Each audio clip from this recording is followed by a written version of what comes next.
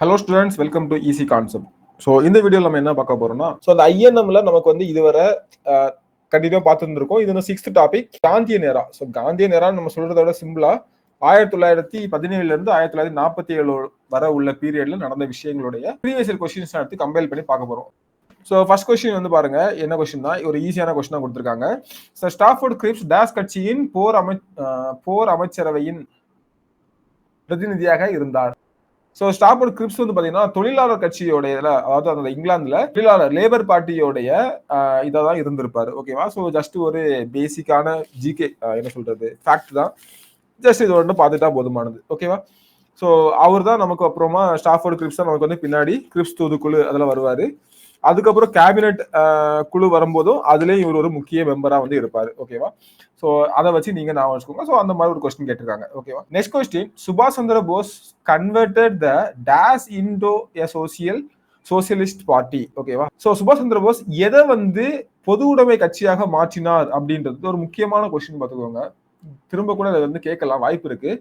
எதுன்னா சாமியவாடி சங்கா. ஓகேவா? சாம்வாதி சங்கம் அப்படின்றதுதான் பொது உடைமை கட்சியா வந்து மாத்திருப்பார். ஸோ இதுவும் சுபாஷ் சந்திர போஸ் நமக்கு வந்து ரொம்ப ரொம்ப முக்கியமான பெர்சன். ஸோ இதுவும் நமக்கு வந்து முக்கியமான, இது வந்து பேசிக் ஃபேக்ட் வேற. ஓகே, ஸோ இதெல்லாம் நீங்க வந்து மறக்க கூடாது, அந்த மாதிரி தான் இருக்கும்.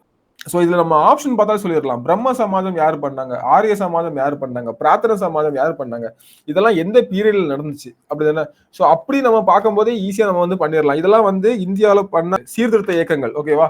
ஸோ அதுல உள்ளது. ஓகேவா? நமக்கு தெரியும் ஆல்ரெடி. ஆரிய சமாஜம் யார் பண்ணாங்க, சுவாமி தயானந்த சரஸ்வதி பண்ணிருப்பாரு. வேணா எழுதிக்கலாம். ஓகேவா? பிரம்ம சமாஜம் நமக்கு தெரியாம இருக்கவே செய்யாது. யார் பண்ணா, ராஜாராம் மோகன் ராய். ராஜாராம் மோகன் ராய் அப்படிதானே. ஆரிய சமாஜம் யார் பண்ணாங்க, சுவாமி தயானந்த சரஸ்வதி. பிரார்த்தனை சமாஜம் யார் பண்ணாங்க, ஸோ ரொம்ப முக்கியமானதே மாதிரி பிரார்த்தனை சமாஜம். ஸோ பிரார்த்தனை சமாஜம் வந்து பாத்தீங்கன்னா ஆத்மராங் பாண்டுராங் பண்ணிருப்பாரு. So next, the quit India movement resolution was drafted by. So ரொம்ப ஈஸியா, அந்த வெளியேறு தீர்மானத்தை வந்து டிராஃப்ட் பண்ணதே யாருன்னு பாத்தீங்கன்னா காந்தியடிகள் தான். ஸோ அது ரொம்ப முக்கியமானது. இதுலதான் வந்து செய் அல்லது செத்துமடி, டூ ஆர் டை அப்படின்ற ஒரு கோட்லாம் வந்து பெருசா வந்து சொல்லியிருப்பாரு. ஓகேவா? டூ ஆர் டை அப்படின்றது. ஓகே, ஸோ நெக்ஸ்ட் வந்து பாத்தீங்கன்னா பின்வருவற்றில் எது பொருத்தமற்றதாக உள்ளது அப்படின்னு கேட்டிருக்காங்க. ஓகேவா? ஸோ கிரிப்ஸ் தூதுக்குழு 1942 correct. Gandhi Irwin pact 31 correct. Pakistan resolution correct. இது வந்து பாத்தீங்கன்னா 1946 கிடையாது. இது வந்து சுதந்திரத்துக்கு முன்னாடியே பண்ணாரு இல்ல, 1928 வந்து பண்ணிருப்பாங்க. எப்போ, 1928 பண்ணிருப்பாங்க. ஓகேவா? ரொம்ப முக்கியமானது. இந்த காந்தி இர்வின் பேக்ட் நமக்கு ஆல்ரெடி தெரியும். 1930 வந்து ரவுண்ட் டேபிள் கான்ஃபரன்ஸ் 1 நடக்கும். அதுக்கப்புறம் தான் பாத்தீங்கன்னா இதுல காந்தி கலந்துக்க மாட்டாரு. அப்புறம் என்ன பண்ணுவாருன்னா அந்த காந்தி இர்வின் பேக்ட் நடக்கும். ஸோ கூப்பிட்டு பேசுவாங்க. ஓகேன்னு சொல்லிட்டு காந்தி வந்து 1931 round table conference 2 second round table conference போயிருவாரு. ஆனா இவர் கேட்டெல்லாம் கிடைக்காது. சோகத்துல திரும்பி வந்து மறுபடியும் அந்த சத்தியாகிரகத்தை ஆரம்பிச்சிருவாரு. அப்புறம் 1932 வந்து பாத்தீங்கன்னா அகைன் ரவுண்ட் டேபிள் கான்ஃபரன்ஸ் 3 நடக்கும். இதுலயும் கலந்து கொள்ள மாட்டாரு. இதுல மட்டும் காந்தி வந்து கலந்துப்பாரு, இதுலயும் கலந்து கொள்ள மாட்டாரு. ஓகேவா? சோ இதான் வந்து நடந்தது, நான் வச்சுக்கோங்க. ஓகேவா? ஸோ நெக்ஸ்ட், பிரிட்டிஷ் நாடாளுமன்றத்தில் இந்திய சுதந்திர சட்டம் எப்போது இயற்றப்பட்டது? ரொம்ப முக்கியமானது. ஜூலை 1947. 1947 நமக்கு தெரியும். இந்தியன் இண்டிபெண்டன்ஸ் ஆக்டே நமக்கு வந்து 1947 தான். நமக்கு 47 தான் எல்லாத்துலயும் கொடுத்துருக்காங்க. ஸோ எந்த 47 அப்படின்னு பாத்தீங்கன்னா ஜூலை 47 அப்படின்றது. ஸோ அந்த இதுல வந்து என்னென்ன விஷயங்கள்லாம் பண்ணியிருப்பாங்க அப்படின்றது ரொம்ப முக்கியம் இல்லை, ஏன்னா பெருசா ஒன்றும் இருக்காது. அதனால அந்த ஜஸ்ட் அந்த ஃபேக்ட் மட்டுமே நமக்கு வந்து தெரிஞ்சுக்கிட்டாலே போதுமானது. ஓகேவா? ஸோ நீங்க அதுல டீப்பாலாம் எதுவும் போக வேணாம். பாலிட்டியில வேணா அதுலயுமே இந்த 1947 பெருசா ஒண்ணு இருக்காது. 1935 கூட அதிகமா வரும். 1947 பொறுத்தவரை நமக்கு வந்து பாத்தீங்கன்னா அந்த இந்தியா இண்டிபெண்டன்ட் ஆக்ட்ல வந்து பெருசா வராது. அது எப்ப பண்ணாங்க அப்படின்றதான் அதோடைய இந்த விஷயம் என்ன, அவ்வளவுதான் நமக்கு வந்து தேவைப்படுமே தவிர வேற எதுவும் நமக்கு வந்து தேவைப்படாது. ஓகேவா? ஸோ அந்த அளவுக்கு நீங்க பார்த்தா போதும், ரொம்ப முக்கியத்துவம் கொடுக்க வேண்டாம். நெக்ஸ்ட் கொஸ்டின், 1932 பூனா ஒப்பந்தம் மகாத்மா காந்தி மற்றும் இவருடன் உறுதிப்படுத்தப்பட்டது. ஓகேவா? ஸோ 1932 அம்பேத்கருக்கும் இவருக்கும் இடையில தான் இந்த பூனா பேக்ட் வந்து பண்ணியிருப்பாங்க. அந்த 1930, 31, 32 இதெல்லாம் வந்து நமக்கு வந்து ரொம்ப ரொம்ப முக்கியமான ஒரு இதுன்னு சொல்லலாம். ஓகேவா? ஸோ என்ன நடக்கும் அப்படின்னு பாத்தீங்கன்னா, இங்க வந்து இந்த கம்யூனல் அவார்டு வந்து கொடுத்துருவாங்க. யாரு, ராம்சே மெக்டொனால்டு வந்து பாத்தீங்கன்னா கம்யூனல் அவார்டு வந்து கொடுத்துருவாங்க. காந்தி வந்து பயங்கரமா எதிர்ப்பாரு. இது வந்து இந்துக்களையே பிளவுபடுத்துற ஒரு இது அப்படின்னு சொல்லிட்டு. லண்டன்ல செகண்ட் ரவுண்ட் டேபிள் கான்ஃபரன்ஸ் நடக்கும். அதுல வந்து பாத்தீங்கன்னா இந்த கம்யூனல் அவார்டு, அதாவது வகுப்பு வாரி இடஒதுக்கீடு வந்து கொடுத்துருவாங்க. ஸோ அதுக்கப்புறம் தான் வந்து பாத்தீங்கன்னா காந்தி வந்து இந்த விஷயத்தை கேட்டு ரொம்ப கோவப்பட்டுருவாரு. ஸோ கோவப்பட்டு ஸோ ஆக்சுவலா வந்து பாத்தீங்கன்னா செகண்ட் இதுல வந்து இது முக்கியம். August 16, 1932 communal award. இது வந்து பாத்தீங்கன்னா ராம்சே மெக்டொனால்டு கொடுத்திருப்பாரு. மெக்டொனால்டு வந்து கொடுத்திருப்பாரு. ஓகேவா? ஸோ இதுலதான் காந்தி கோவப்பட்டு இது பண்ணிடுவாங்க. அதுக்கப்புறம் வந்து நிறைய விஷயங்கள் நடக்கும். ஒரு கட்டத்துல வந்து பாத்தீங்கன்னா காந்தியும் அம்பேத்கரும் வந்து ஒரு முடிவுக்கு வருவாங்க. ஸோ காந்தி வந்து என்ன பண்ணுவாருன்னா ஜெயில இருந்துட்டு உண்ணாவிரதம் இருக்க ஆரம்பிச்சிருவாரு. ஓகேவா? ஸோ உண்ணாவிரதம் ஆரம்பிச்சிருவாரு எரவாடா ஜெயில. அதையும் நான் வச்சுக்கோங்க. இப்ப காந்தியோட உயிரை காப்பாற்றுற பொறுப்பு அம்பேத்கர் கையில இருக்கு. ஸோ அம்பேத்கர் வந்து ஒரு கட்டத்துல ஒரு பேச்சுவார்த்தை போவாரு. ஸோ அப்பதான் வந்து பாத்தீங்கன்னா இந்த பூனா பேக்ட் 1932 வந்து சைன் ஆகும். ஸோ இதுல இருந்து நிறைய கொஸ்டின் கேட்கலாம். கீழே கொடுக்கப்பட்டுள்ள நிகழ்வுகளை கால வரிசைப்படி எழுதுக அப்படின்னு கேட்டிருக்காங்க. ஓகேவா? கீழே கொடுக்கப்பட்ட நிகழ்வுகளை கால வரிசைப்படி எழுதுக. ஸோ நமக்கு வந்து பாத்தீங்கன்னா கிறிஸ்து தூதுக்குழு எப்போ வருவாங்க பாத்தீங்கன்னா 1942 வருவாங்க. தண்டி மார்ச் நமக்கு எப்போ நடக்கும் பாத்தீங்கன்னா 1930 நடக்கும். காந்தி இர்வின் பேக்ட் இப்பதான் பார்த்தோம் 1931 நடக்கும். ஃபர்ஸ்ட் ரவுண்ட் டேபிள் கான்ஃபரன்ஸ் வந்து 1930 நடக்கும். இப்போ நமக்கு விஷயம் என்னன்னா 1930 இருக்கு. இதுல வந்து 2ஆ 4ஆ அப்படின்றது இருக்கு. ஓகேவா? 2க்கு எடுத்தால 4 வருமா, 4க்கு எடுத்தால 2 வருமா அப்படின்றது நம்ம ஈஸியா சூஸ் பண்ணிடலாம். ஏன்னா ரெண்டும் பக்கத்துல வரணும். அப்படிதானே? கேப் விட்டு வரக்கூடிய வாய்ப்பே இல்லை. ஏன்னா ரெண்டுமே 30. அப்ப நம்ம ஈஸியாவே இந்த ஆப்ஷன் வந்து சூஸ் பண்ணிடலாம். ஓகேவா? அவ்வளவு நமக்கு வந்து டேட் தெரியலாம் கூட நம்ம சூஸ் பண்ணிடலாம். இருந்தாலும் நம்ம வந்து டேட்டை பார்த்துப்போம். இது வந்து பாத்தீங்கன்னா மார்ச் 12 நினைக்கிறேன்.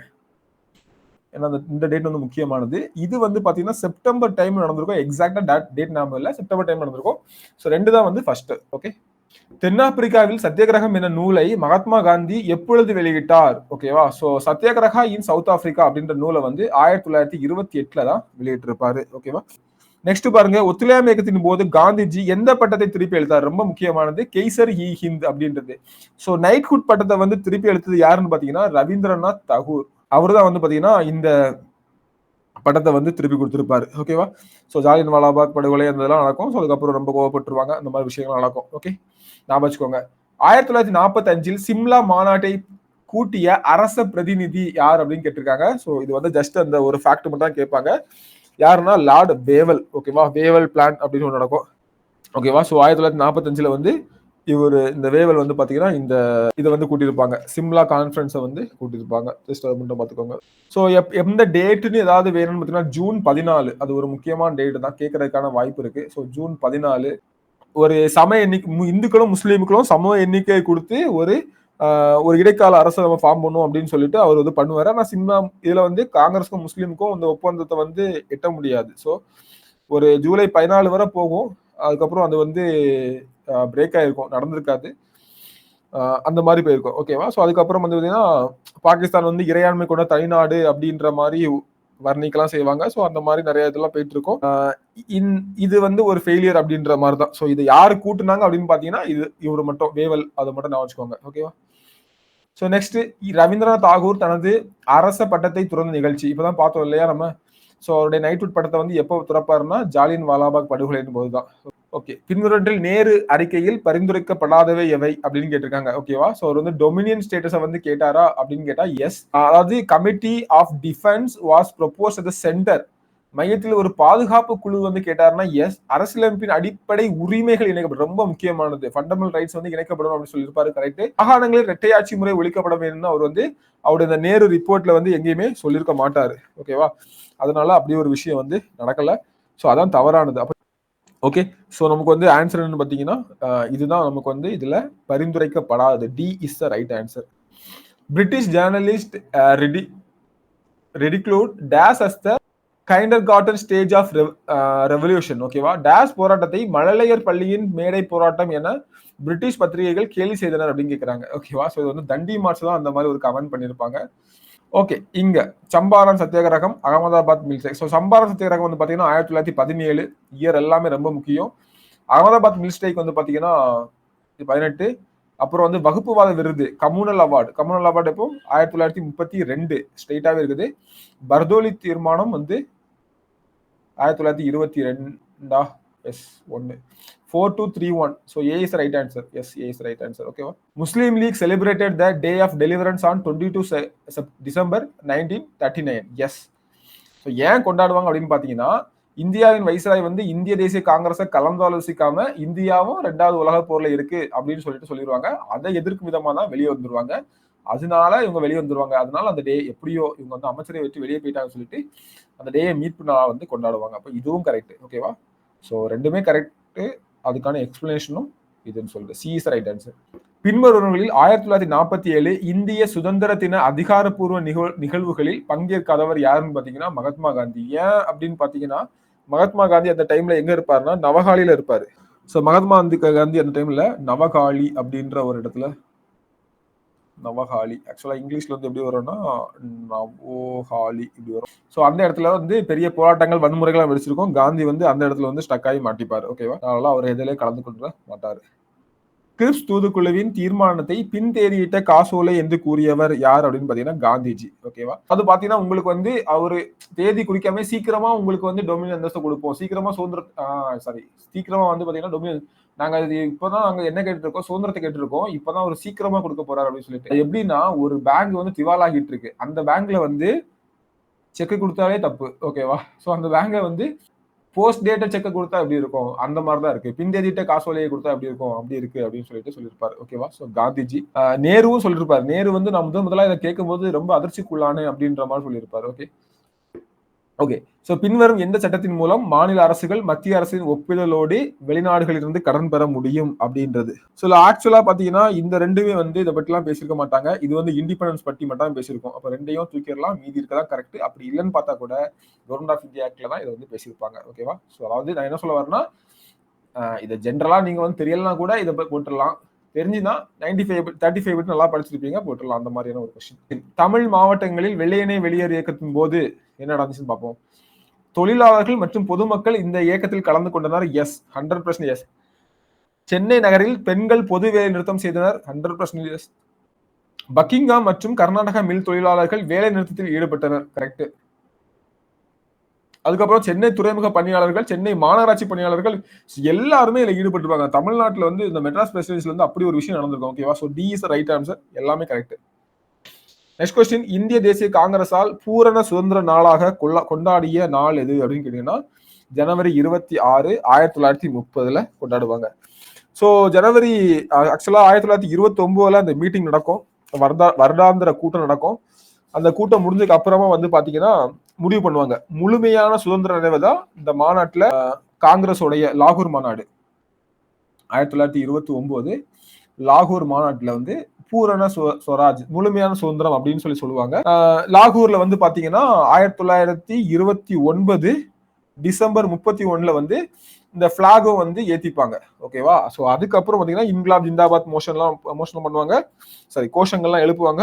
1930 ஜனவரி 26 அன்னைக்கு என்ன நடக்கும்னு பாத்தீங்கன்னா சுதந்திர நாளா வந்து அனௌன்ஸ் பண்ணிடுவாங்க. ஓகேவா? 1930 வந்து இதான் நம்மளோட சுதந்திர நாள் அப்படின்னு சொல்லிட்டு அனௌன்ஸ் பண்ணுவாங்க. ஓகேவா? சோ பண்ணி இந்த ராவி நதிக்கரையில வந்து இது பண்றது. ஓகே. அதுக்கப்புறம் சட்ட மறுப்பு இயக்கம் வந்து இது பண்றது, வரிகுடா இயக்கம் நடத்துவோம், எல்லாமே அந்த டேல தான் முடிவு பண்ணுவாங்க. Next question. பின்வருவனவற்றில் காலவரன் முறைப்படி சரியாக வரிசைப்படுத்துக. ஓகேவா? சோ இது எல்லாமே ஈஸியானதுதான். வெள்ளையனே வெளியேறு இயக்கம் கொட்டி இந்தியா மூவ்மெண்ட் வந்து 1942, சிம்லா மாநாடு 1945, பூனா ஒப்பந்தம் 1932, கேபினட் மிஷன் வந்து 1946. ஓகேவா? சோ இதுல வந்து பாத்தீங்கன்னா 3, அடுத்து என்ன வரும், 1 வருமா, அடுத்தது 2 வருமா, 3124 3124. So C is right answer. Okay.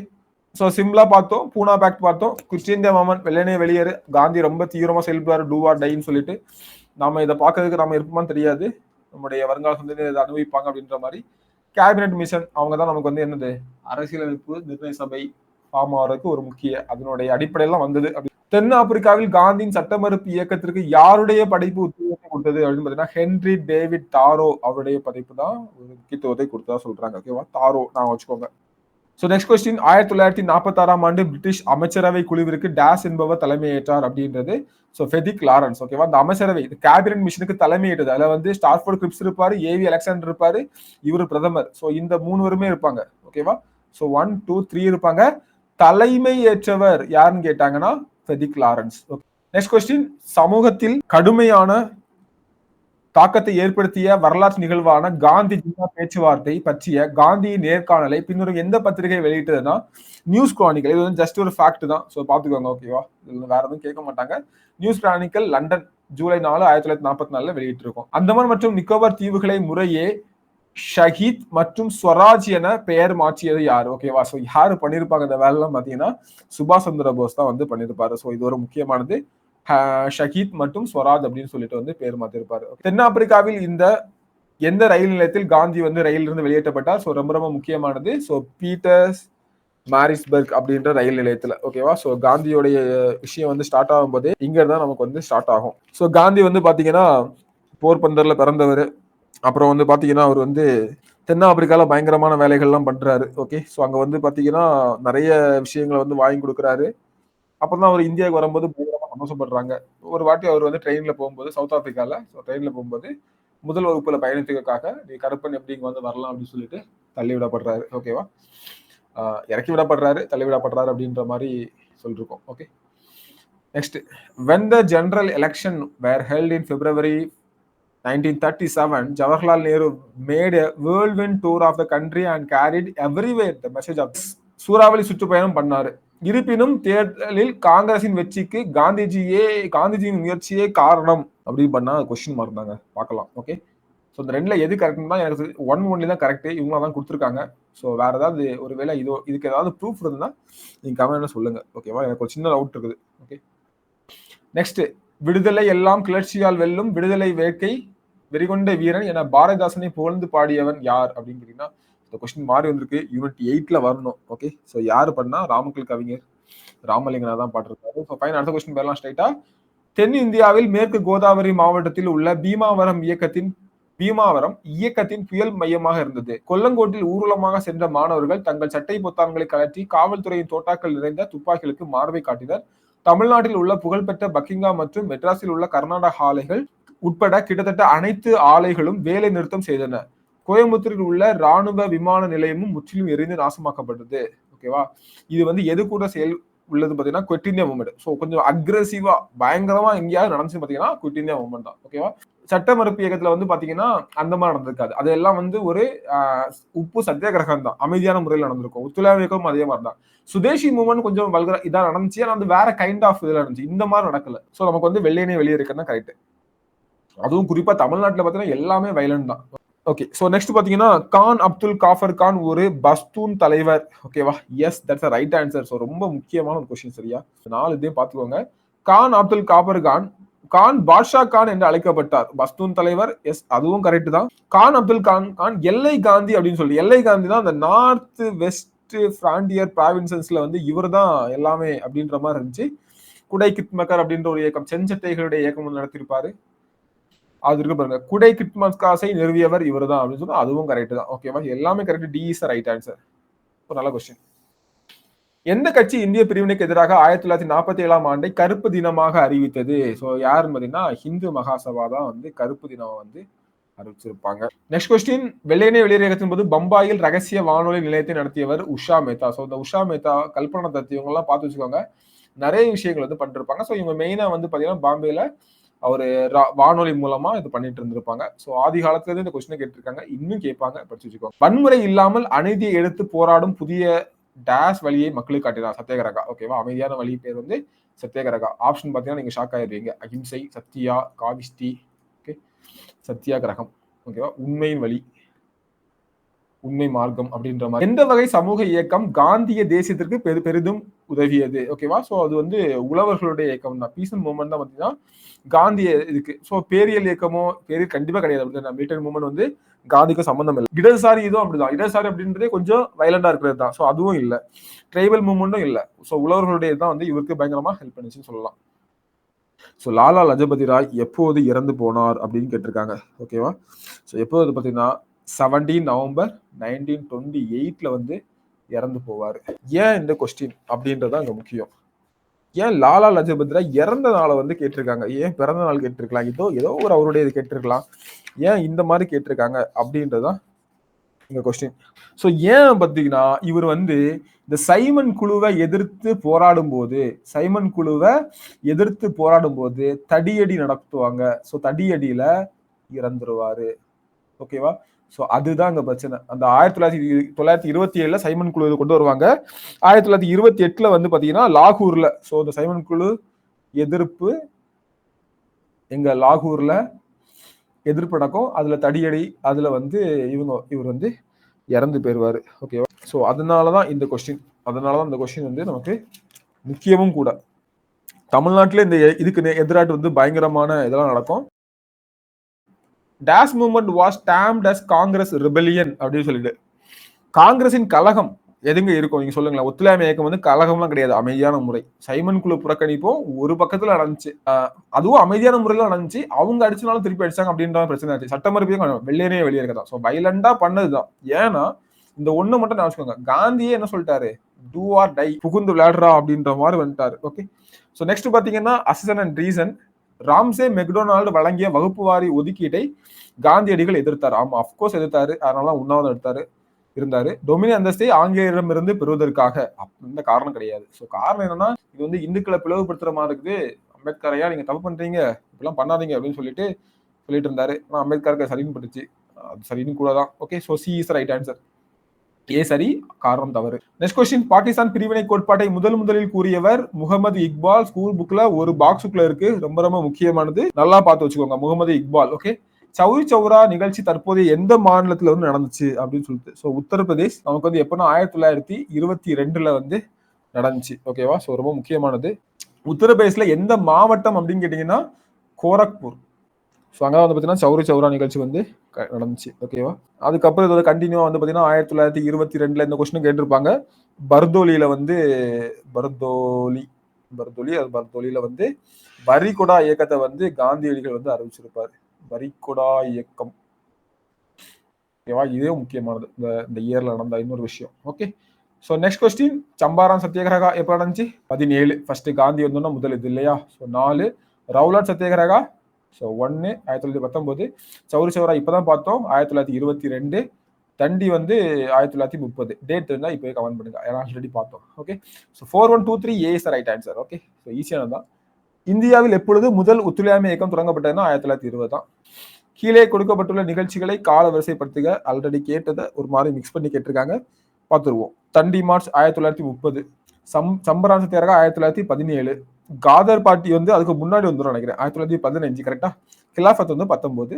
ஒத்துழையாமை 20. இந்த பக்கத்துல வரும். So 3241 3241 D is right answer. So these are the questions. இதுல உங்களுக்கு என்ன டவுட் இருந்தாலும் கண்டிப்பா கேளுங்க. ஸோ தேங்க்யூ ஃபார் வாட்சிங். அடுத்த வீடியோவில் நம்ம வந்து சந்திப்போம்.